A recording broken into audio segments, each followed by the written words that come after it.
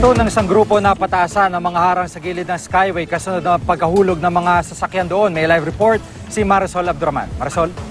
Gigi, linggo nga na madaling araw nang mahulog sa Skyway ang kanilang service unit na coaster. Sa kuha ng CCTV, kitang pinangga ng isang SUV ang coaster hanggang sa nawala ng kontrol ang driver. Mabuti na lang, walang ibang sakay ang coaster kaya driver lang nito ang nasaktan. Pero noong December 19 ang namatay, mahulog ang isang bus sa Skyway. Naiwasan daw sana ang pagkahulog ng mga sasakyan kung lang sana daw mas matibay at mataas ang bakod o rail guard ng Skyway ayon sa InfoWatch. Ang grupong nagmumonitor sa mga infrastruktura ng gobyerno kaya nais ng grupo na itaas ang bakod sa 1.5 meters. Sa ngayon doon kasi nasa 30 inches lamang ang taas nito at tila nagiging dekorasyon lang daw. Ayon naman Gigi sa Toll Regulatory Board na ayon sa standard ang kanilang mga rail guard. Ayon kay CRB Road Safety Consultant Ricardo Swansing, mas mainam na tingnan ang punot dulo ng aksidente.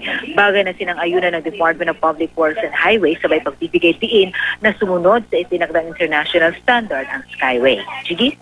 Maraming salamat, Marisol Abdurman.